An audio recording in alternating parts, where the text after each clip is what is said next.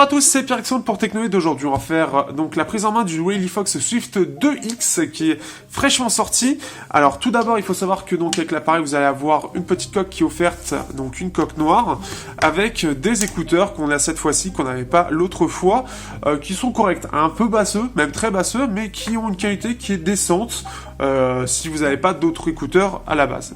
Mais après, il faut aimer les basses. Donc, alors, le Swift 2X, qu'est-ce qu'il a comme différence par rapport au Swift 2 Plus ? Déjà, on va dire ce qu'il y a en commun. Donc, il a un Snapdragon 430 avec donc l'USB Type C, Quick Charge 3.0, lecteur d'empreintes, le même capteur photo 16 mégapixels.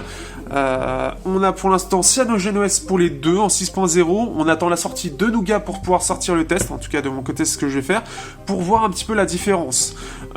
Puisqu'on a quelques petites choses qui vont pas sur Cyanogen qui devraient être réglées avec cette nouvelle version que nous va nous concocter exactement WallyFox. Donc, en termes de différence, là, la différence qu'il va y avoir, c'est que là, on a un écran 5.2 pouces contre 5 pouces, et donc c'est du 1080p de ce côté-là, et 720p de ce côté-là. C'est la principale différence avec les 2700 mAh et 3000 de ce côté-là, pour compenser bien évidemment la Full HD. Ce qui fait qu'en termes de performance, on est sur quelque chose de très proche, puisque c'est quasiment la même chose. Ceux qui veulent... alors la première chose que j'ai remarqué, ceux qui veulent jouer... pour l'instant, il vaut mieux aller sur le Swift 2 Plus qui a de meilleures performances, puisque avec le Swift 2X et l'écran 1080p, on sent que sur certains jeux, ça galère beaucoup plus. Parce que le 1080p, il est peut-être pas forcément des plus adaptés pour ça. Donc ça, il faudra faire attention. J'ai demandé au cas où à WallyFox, voir s'ils peuvent intégrer un mode 720p sur l'appareil, ce qui permettrait d'avoir un maximum de performance pour pouvoir jouer au jeu. Ça, ce sera à voir. Mais bon, moi j'ai proposé, on sait jamais, hein, ça peut aider pour les jeux, ce serait bien, histoire que ce soit pas trop limitant.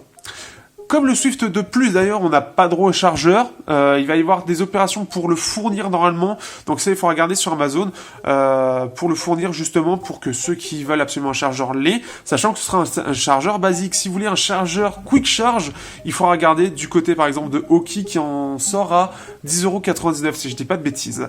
Apparemment d'ailleurs, je voudrais bien avoir votre avis sur le fait qu'il ne l'inclut pas de chargeur. Apparemment c'est juste en France que le problème est présent. Je pense que c'est peut-être les médias qui ont, ou nous qui avons trop l'habitude d'avoir les chargeurs, mais n'hésitez pas à dire ce que vous en pensez. Moi, c'est surtout le fait de nous mettre en rapport le fait que ce soit compatible Quick Charge 3.0, mais ne pas avoir le chargeur qui va avec. C'est juste surtout ça. Après, en soi, on a tous un chargeur, mais c'est vrai que avoir une technologie qu'on peut pas, et on peut pas en profiter parce qu'il faut l'acheter à part, c'est un peu ça, un peu qui me déroute. Mais j'aimerais bien avoir votre avis là-dessus. Est-ce que ça vous dérange ou non le fait d'utiliser un ancien chargeur d'un ancien téléphone, ce qui reste assez logique côté écologique, et même côté prix. Mais j'aimerais bien avoir votre avis. Globalement, alors pour l'instant, donc comme je l'ai dit, Nougat devrait pas tarder à sortir. Aujourd'hui, à la sortie, enfin, la mise en place de la vidéo, on est le 27 mars. À savoir que normalement, la sortie de Nougat devrait arriver soit en toute fin de mois, soit en début avril. Et donc, un peu après, je vais pouvoir sortir le test, voir un petit peu ce que ça donne. Parce qu'on se retrouve avec le même problème qu'on avait déjà avec le Swift 2 Plus. C'est une autonomie qui est un peu décevante, dans le sens où le problème, c'est que la veille consomme énormément, et en fait, même le système cyanogène consomme énormément. Et ça, c'est un gros problème, et qui devrait normalement être réglé avec justement cette mise à jour de Nougat. Parce que, puisque Cyanogen est mort, ce qu'ils ont fait, ils ont recruté des gens de Cyanogen pour pouvoir faire la ROM de Nougat pour leur téléphone. Donc ça, c'est plutôt une bonne chose. Ils étaient déjà au courant et ils ont fait en sorte de justement pouvoir développer la ROM à part et ne pas être dépendant de Cyanogen justement. Donc ça, c'est plutôt une bonne chose. À voir vraiment ce que ça va donner au final. Donc j'attends de voir ce que ça va changer. Donc au niveau de l'optimisation, au niveau de l'autonomie, au niveau de la photo et au niveau de la jack.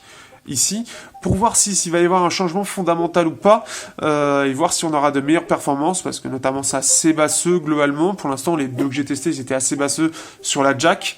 On va voir au niveau de la veille si ça consomme toujours autant, et si on peut si on peut vraiment gagner en autonomie ou pas, ce serait bien. Ce qui est bien, c'est qu'on va pouvoir aussi récupérer tous les avantages de Nougat, et ça c'est plutôt une bonne chose. On peut voir que WallyFox fait quand même, est plutôt rapide, puisque il fait partie des bons élèves pour l'instant qui déploient Nougat, on va dire assez rapidement entre guillemets, puisque ça met du temps à sortir comme beaucoup de constructeurs, mais c'est quand même une bonne chose hein, pour des téléphones à 200 € d'avoir Nougat.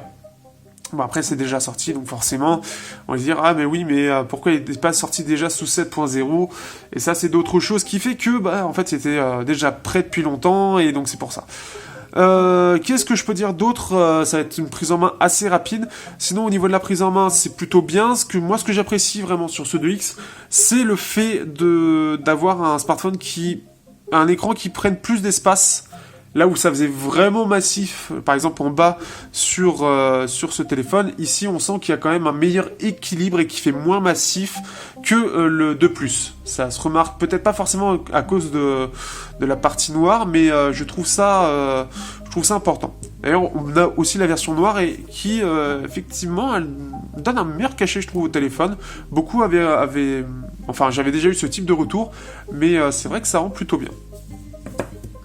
Sinon, bien évidemment, voilà, vous avez bien sûr le câble qui est fourni avec l'appareil. Qu'est-ce que je peux dire d'autre vraiment sur le téléphone ? Pour l'instant, je peux pas en dire vraiment grand-chose de plus. J'attends surtout d'avoir Android Nougat pour avoir un avis définitif. Mais globalement, si vous regardez le test du Swift 2+, qui est toujours d'actualité, vous allez retrouver à peu près les mêmes avantages et mêmes défauts. Au niveau de l'autonomie, on est très proche. Au niveau des jeux, c'est là où il va y avoir le plus gros impact. Puisqu'avec l'écran 1080p, le problème c'est que sur certains jeux, là où ça passait plutôt bien en 720p, ça a beaucoup plus de mal en 1080. Par exemple sur Clash Royale, j'ai un peu plus de ralentissement dû au fait que 1080p consomme plus et le processeur graphique, je suis pas sûr qu'il soit réellement adapté pour du 1080p. Donc ça restera le petit souci. Donc c'est pour ça que j'attends de voir avec Nougat si jamais mon idée intéresse les développeurs de Cyanogen. Si personne d'autre ne l'a mentionné, ce serait intéressant d'avoir un petit mode 720p pour justement régler tout ça. Et pouvoir avoir les mêmes conditions de jeu que ce Swift 2+, avec un écran un petit peu plus grand. D'ailleurs, je crois que l'écran a l'air un petit peu meilleur. Je me gourre peut-être, mais c'est l'impression que ça me donne. Donc ça, c'est aussi à vérifier. Je sais pas où est-ce qu'on va pouvoir le voir. Je ne sais pas. Ah bah oui, des heures. Tout simplement. Bon, par contre, ce qui serait bien, c'est que vous mettiez tous les deux en accord sur la luminosité. Hop. Mais au niveau des couleurs, ça a l'air quand même assez bon, en tout cas des deux côtés. L'écran aussi, il a été plutôt bon. Donc après, ça restera à vérifier, en tout cas tout ça. On est toujours après sur un téléphone qui est quand même assez intéressant. On a toujours l'ODR qui est en cours, normalement, si je dis pas de bêtises. Donc ce qui fait que n'hésitez pas à aller regarder. Si le smartphone vous intéresse, à regarder pour l'instant le test du Swift de Plus. Pour avoir globalement, savoir un petit peu ce que vaut le téléphone. Et bien évidemment, vous aurez le test du Swift 2X, le tout sous Nougat, pour avoir réellement les différences entre les deux. Que c'est un téléphone qui est quand même globalement correct. Donc à voir après dans le temps comment ça va se gérer, à savoir qu'on a toujours les 24 mois de suivi sur le téléphone. Donc il aura peut-être même droit à Android O, peut-être Oreo, on ne sait pas encore. Donc ça restera à vérifier. Sur ce, je vous dis à bientôt pour un prochain test sur Technoid.